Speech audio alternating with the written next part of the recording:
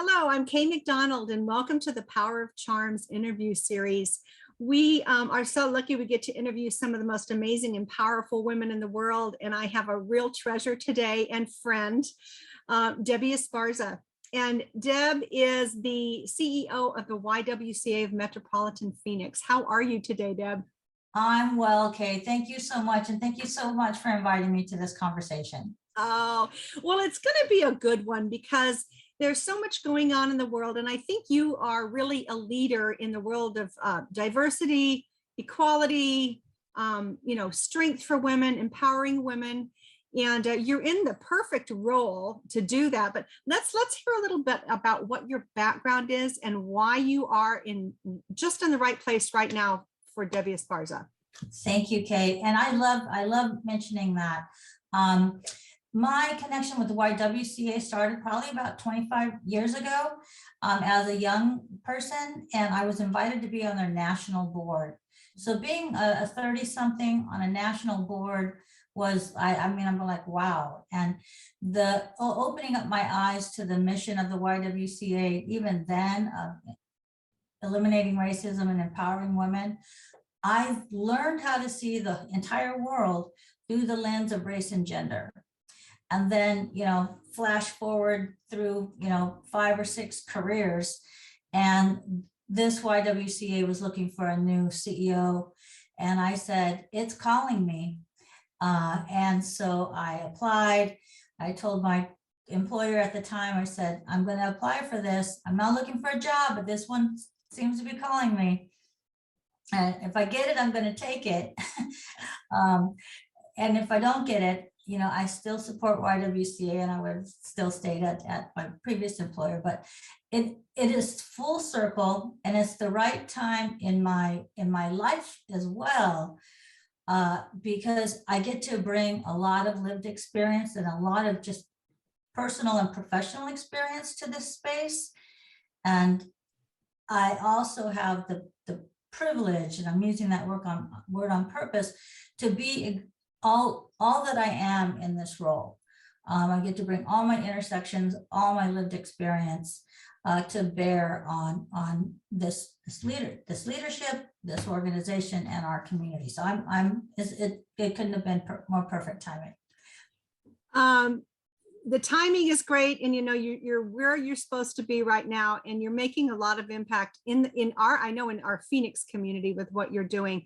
Tell me some of the challenges that your organization has had just over the last 2 years with all the shifts and with COVID and the workforce and life.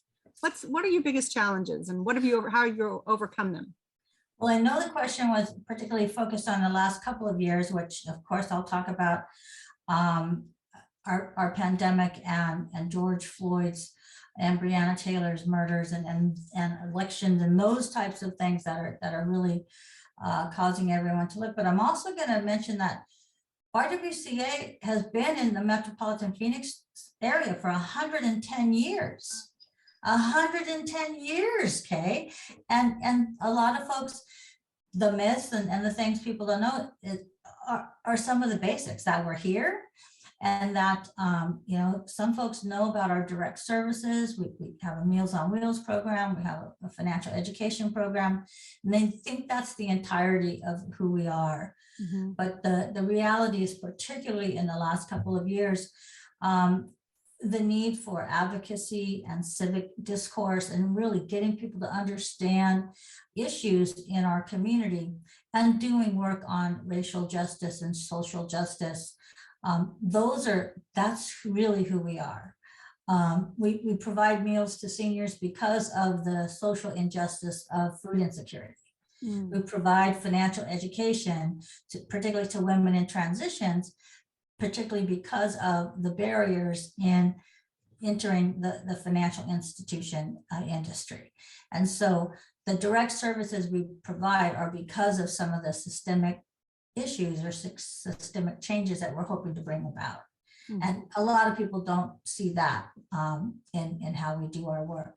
And it's the light's been shining very brightly on it for the last couple of years with all that our world is dealing with.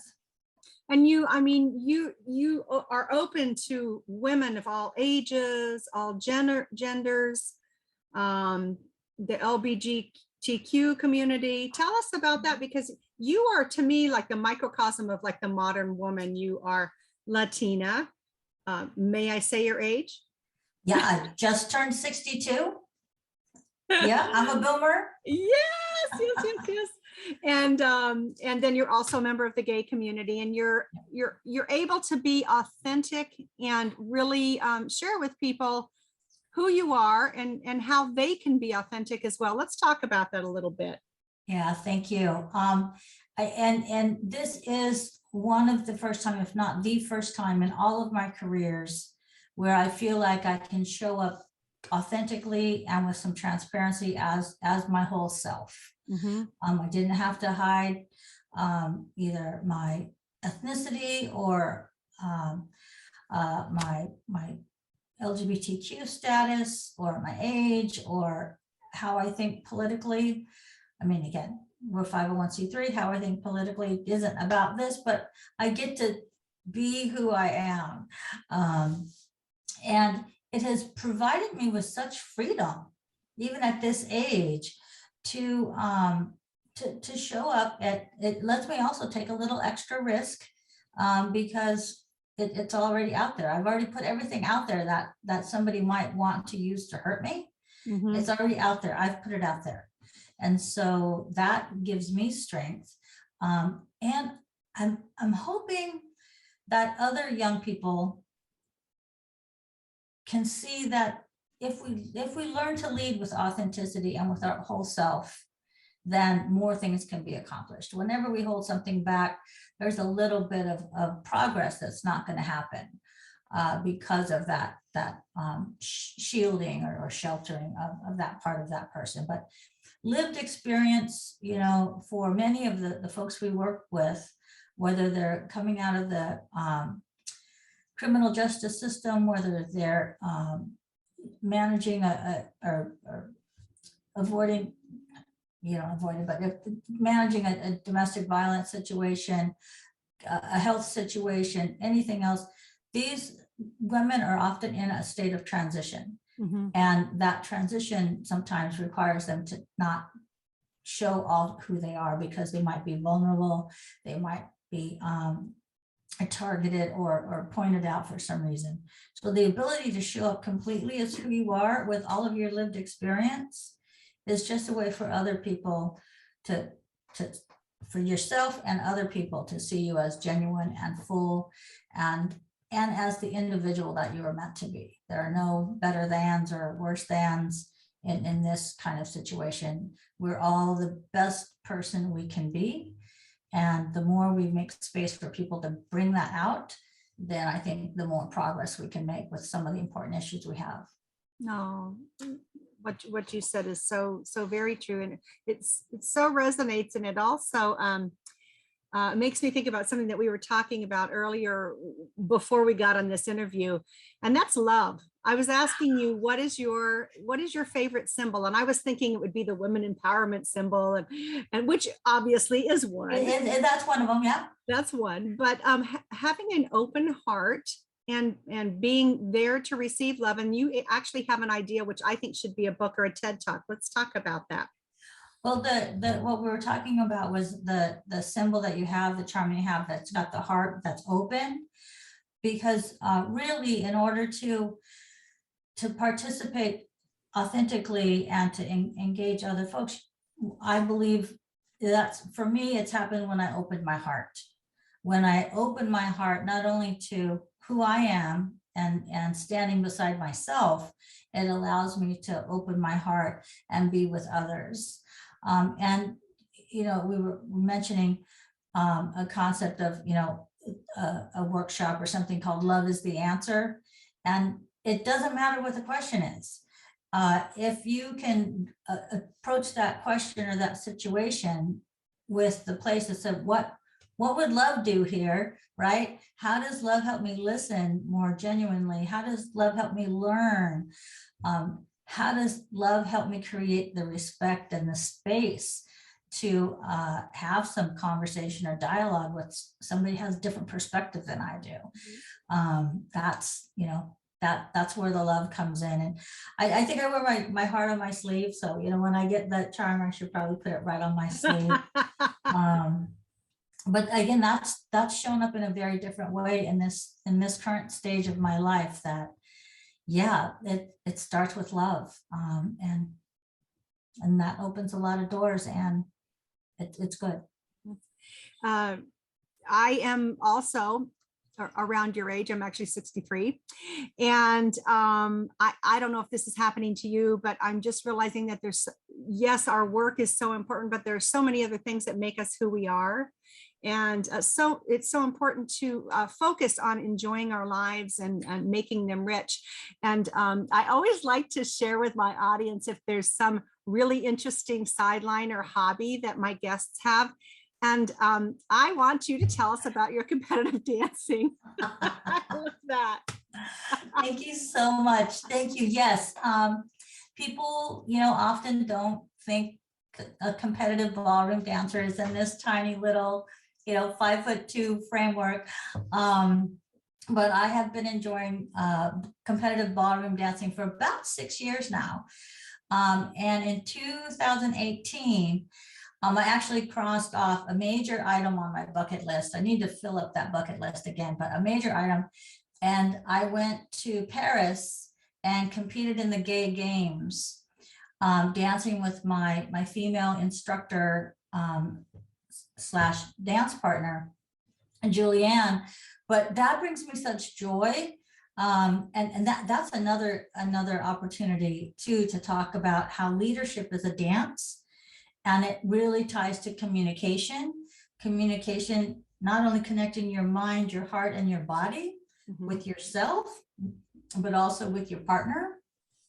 And in Julianne's, in the choreography that Julianne has developed for us, we also lead switch. So that's a little bit harder and a little more tricky, because generally you see two people dancing and there's a leader and a follower, and they stay the same way throughout the dance. In our choreography, I start out as the lead, and then in a part of our choreography, we switch and I become the follow, and she's leading. And then a little while later, we switch back. And so the trick is to be able to do that so that it looks smooth and that we don't fall over each other. But it's about the communication and when we're going to switch and how that shift happens. So yeah, ballroom dancing is fun. I got to tell you, it started off as one of my stress relievers. I could not think of all the other things on my mind when I was trying to figure out what my feet were supposed to do. And so it really gave me some new focus to try to let go of things. And now it's just fun. And I enjoy social dancing and there have been no competitions really in the past couple of years. Yeah. So it's been shifted up a little bit, but I love it. So it sounds fantastic. And I think it's always important to have something fun that you're passionate about, that you do in your life. So let me ask you this. What is your best tip for making the world a better place? You know, I'm gonna fall back on that love. And right now it's 3 L's: love, listen, and learn. And really how love pulls through all of those things. It's really critical. It'll open us all up to hearing something we haven't heard before, or or finding validation to what we're already thinking. But really it's about expanding our ability to let more in. And so that's my best tip. You know, love each other, listen to each other, and learn with and from each other. Well, couldn't be better said, Deb, and I really appreciate it.